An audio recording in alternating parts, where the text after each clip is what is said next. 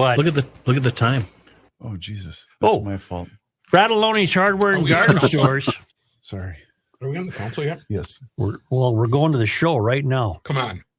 Fratelloni's Hardware and Garden Stores brings you Garage Logic podcast number 1338, July 9th, 2024. 99 degrees on this day in 1976. And I have it in my mind, I wonder if that was the day the White Sox were in town wearing shorts. Remember they went through a period where they had uniform shorts, and a Twins game sold out that summer, in a summer when they weren't selling out, for I don't think any reason at all, except it was a 99-degree day. Well, in fact, you could look it up. I will. 1976, you said? Yeah, on July 9th. And 48 degrees on this day in 1895.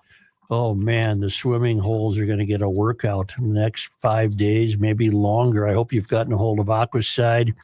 They've been helping people maintain great lake shores and swimming areas for more than 60 years with a complete line of lake and pond control products that take care of the weeds and the algae.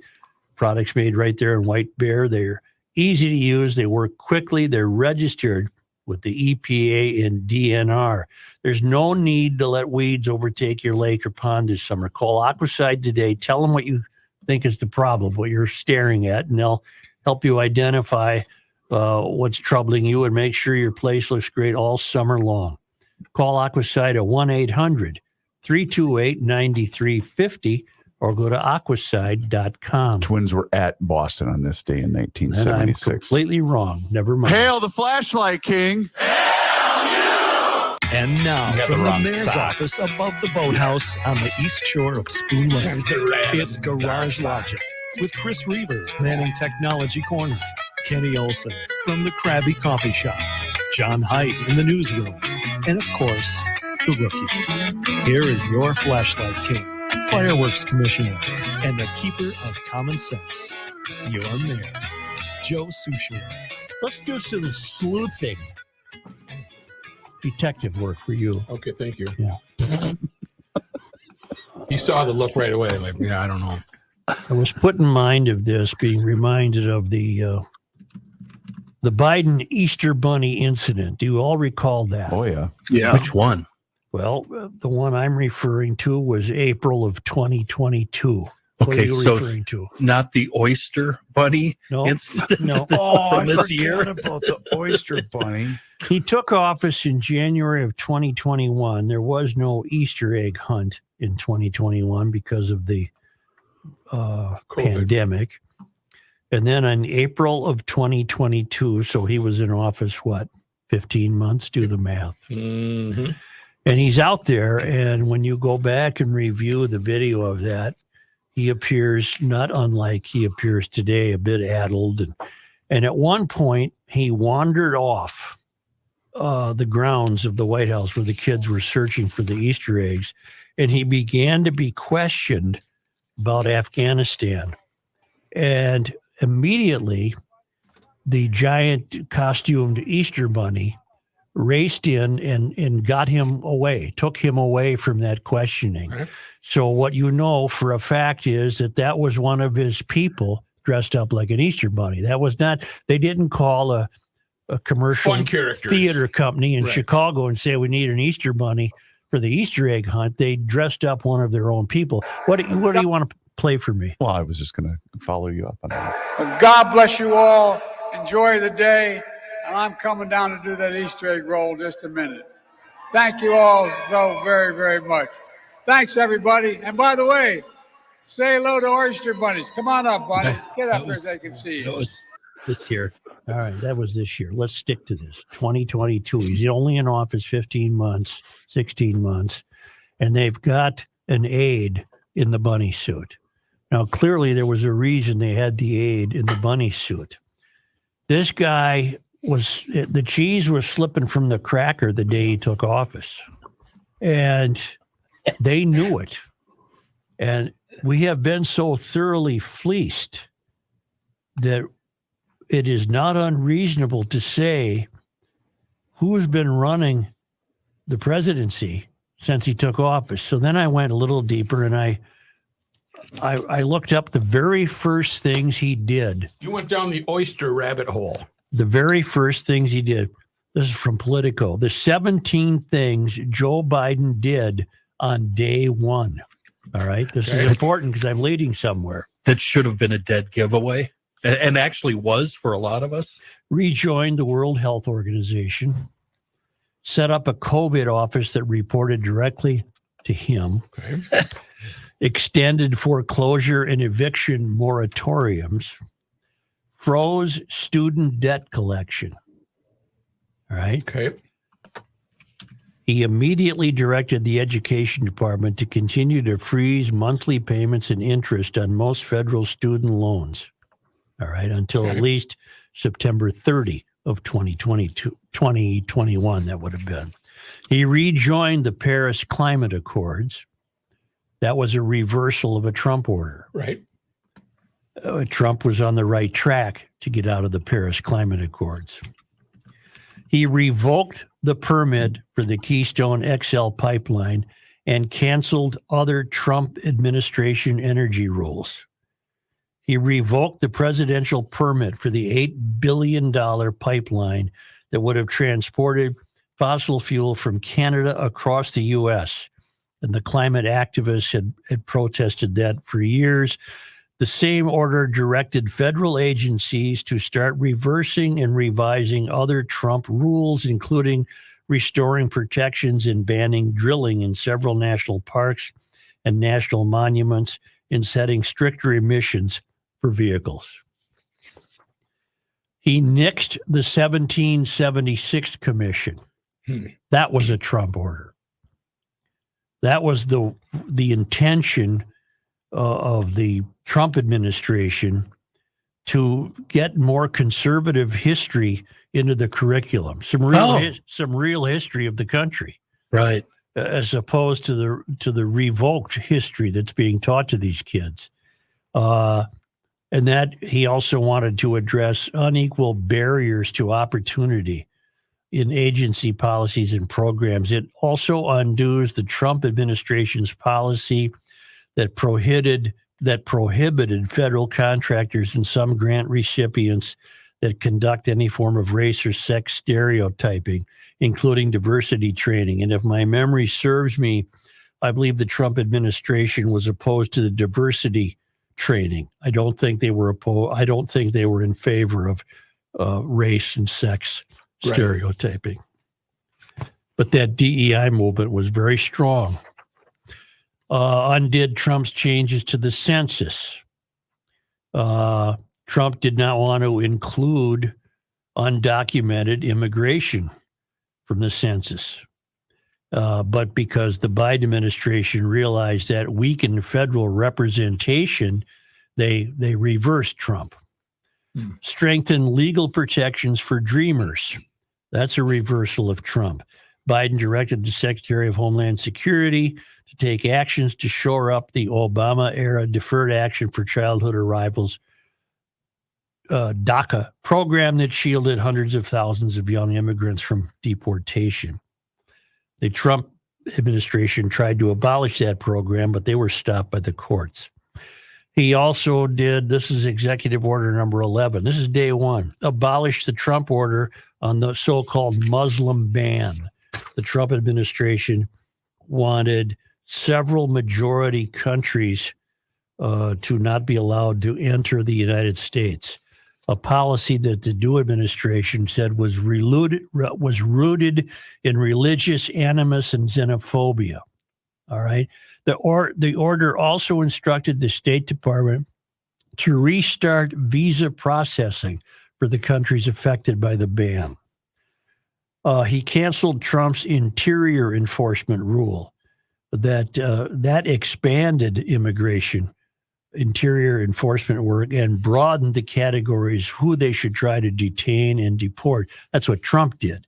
His acting DH secretary then issued a memo pausing deportations for 100 days.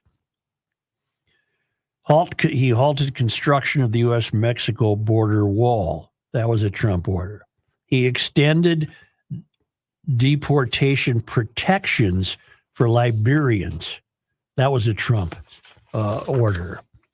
Biden signed an order extending the deferred enforcement departure designation for Liberians who had been in the U.S. for many years until June 30, 2022, shielding them from deportation and extending their work authorization until then.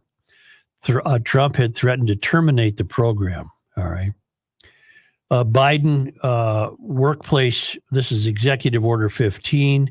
Biden signed an executive order making it clear that his administration interpreted the Civil Rights Act of 1964 as prohibiting workplace discrimination on the basis of sexual orientation and gender identity. So it was some additional protection for LGBT. Right. I think we're all in agreement. That's fine. So what? Right? Big deal. Take it or Yeah, leave it, big yeah. deal. All right. And then this is kind of ironic. And this was not a reversal of anything Trump did. This was just Biden implementing an ethics pledge. Biden signed an ethics pledge and ordered every appointee in the executive branch to do so as well. The pledges covered both a ban on political interference with the Justice Department and a ban on all officials using their office for their own personal gain. I don't think that worked out real well. No. And finally, in Executive Order 17, he reversed another Trump order. He signed an order that froze all Trump administrative regulations, blocking them from taking effect, all of them, while the Trump. Okay, now, Can I ask you a question? yes, first? but don't interrupt me. I'm hot. Go. That's why you've reached the end. Why have you now made me as mad as I was on Biden's first day of office? Why have you done this to us? Well, let me continue. Many of the Trump policies were successfully framed as the result of Trump's cruelty and personality. Many of those policies were very good. The Keystone Pipeline did not need to be overturned. Many of the policies were safeguarding the sovereignty of the country. Many of those policies were fine. So what it suggests to me is that if as soon as 15 months after he was in office, you needed an aide in a bunny suit to keep an eye on him, they knew perfectly well how addled he could become. Mm-hmm. I submit that everything he overturned on the first day was an anti-Mysterian order. Everything was Wasted no time. It was an he reversed anything that I think he reversed. Here's the key. Anything he was told to reverse. For I believe this. His career has been so undistinguished, and now the poor guy is suffering from some sort of mental infirm situation, that it's just as plausible that if moderate Democrats had gotten to him and say, here's what you're going to do on day one, he would have done that. He was doing what he was told to do. Absolutely. And there's audio clips of him saying that very thing on occasion. So if as recently again as April of 2022, when he had the infamous Easter egg roll with the bunny getting him out of being asked questions, they knew perfectly well how malleable he was. Which is why I'll leap to today in reading this in the Pioneer Press. Where the hell is it? It's right here. Omar Ilhan and other squad members support Biden. And a small light bulb went off in my head. Of course they're supporting him. They run him. And if they personally don't run him, their ideology is being run through him. They need him to bring about the mystery. That's why they're supporting him. They need him. If you had a tougher-minded guy in there with full mental capacity, it's unlikely they would be getting away with what they've gotten away with. Do that. Some of the conventions and traditions of this country would have prevailed had he not been so addled. But he is so easy to push around and direct. and confront and tell what to do, that they've got him right where they want him. Listen to the audio clip to the end. Well, we're going to end and we're going to help. We have plans to build a railroad from the Pacific all the way across the Indian Ocean. We have plans to build in Angola, one of the largest solar plants in the world. I could go on, but I'm not. I'm going off script. I'm going to get in trouble.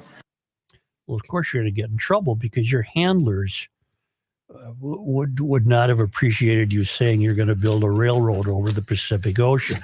So are you saying, and I think this is what you're saying, but I want to be clear here. You're saying that the squad and the likes of Ilhan Omar will gain more ground. No, that's not their views will be pushed easier with Biden in office better than, say, Newsom from California or Big Gretch from Michigan and the likes, all these other people that have been mentioned to replace him. No, unfortunately, I do not think that. Oh, I think that Newsom would also follow this path. I think Big Gretch would also follow this path. It's going to take a normal human being, a someone who's got a bit of patriotism in him or her, to come in and not put up with a lot of this BS. At that point, they lose their edge. They lose their power if you can find that person. Right now, they have all the power because they effectively don't have a president to confront them. They lose everything if Biden goes and is replaced, and Harris would be the same as Biden. They lose power, though, if they don't have another and Biden doesn't know or doesn't even realize he's contributing to what little podcasts out here in flyover land call the mystery. He doesn't know that, but he's been so helpful in bringing about the mystery that they're desperate not to let him leave office. They need him in order to continue to bring this about. And when they say we need him to save our democracy, I think what they really mean is to save us, to save our Machiavellian plans to completely undo this country and reshape it in our own eyes. And in Biden, they've got the right guy. so then what about Crazy Legs Craig? She wants him to step down. A bunch of other Democrats have come out. They want him to step down. What's their motivation? They must not be in the club.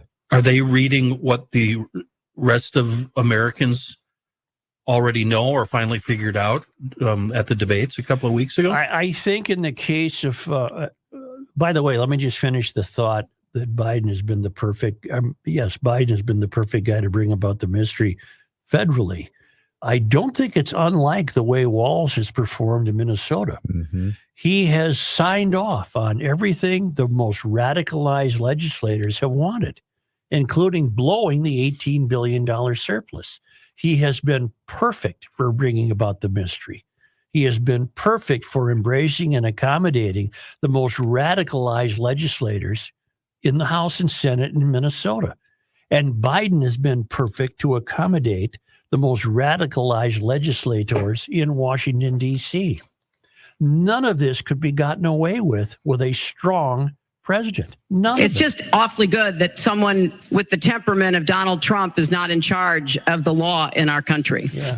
Because you'd be in jail. Secretary. Okay, answer me this. Both my Democratic left-leaning friends and my right-leaning friends all say the same thing. If Biden stays in, Trump will win.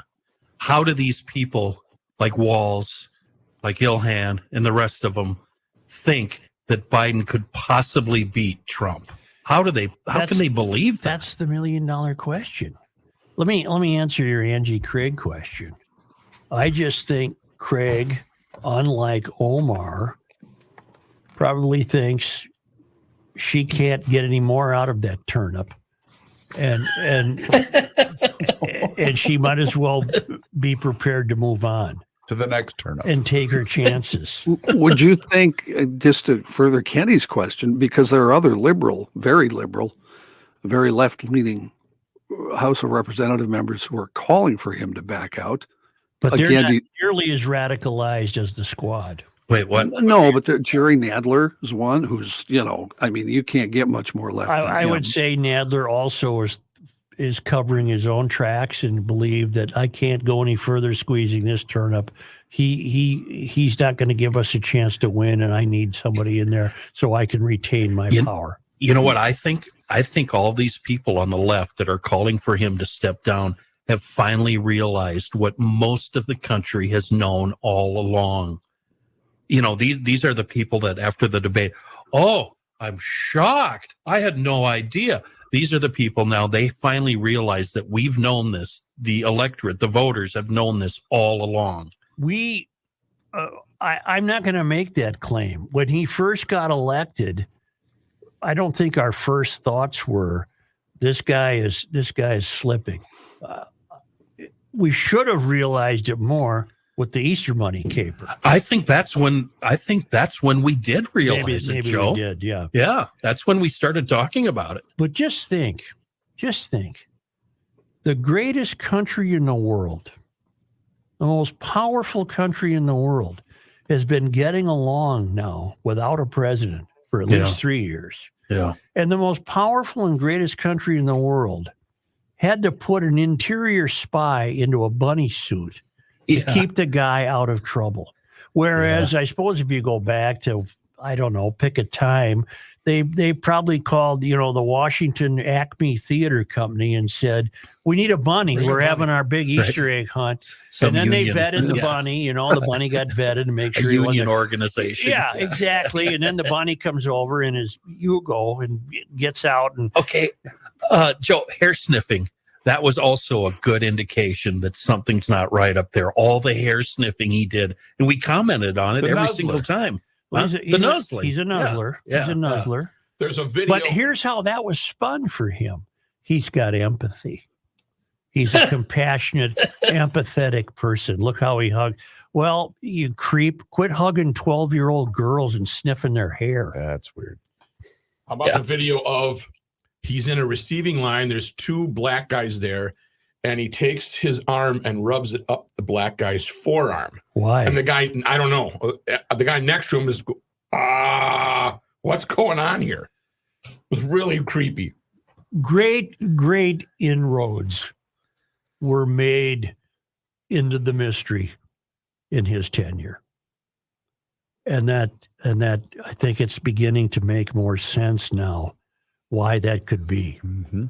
So because the wildest children holding office in Washington, D.C. they gave them a list to sign on day one, and they began to get away with everything they possibly could. I'm looking at the clock. I'm thinking you're about to go to break. I want to ask you the question that all GLers are thinking right now. Are you finally coming around on Trump? You just said all of these wonderful policies that he had in place. The Trump policies never bother me, but I don't trust Trump. Well, he's your next president. Well, I don't trust Trump. I don't think he's a good man. And I certainly don't think Biden is either. I think Biden has been sold to us as a wonderful guy, but he's been sold to us by people who intended to use him exactly the way they've used him. And they sold him as this compassionate, empathetic guy. Trump is a duplicitous, lying, grifting, cheating scamp. And yes, he had some great policies, and he's certainly on the right track when it comes to energy independence. He's on the right track when it comes to DEI. He has no earthly idea why. Border security. Border security. He's on the right track. Terrorism. What do we think about the 50 former cabinet members of his that say the man is not qualified to be president and shouldn't be? You guys, what do we think about them? Which is distinct from the policies we're talking about. I know. He's not qualified to be president. Well, he's your next president. And he's your next president. He's the next president. See ya. I'd really like you to go to. You want to talk about garage doors? I'll talk about garage doors. I do want you to talk about garage doors. I know that's what you've been waiting to discuss. Yeah.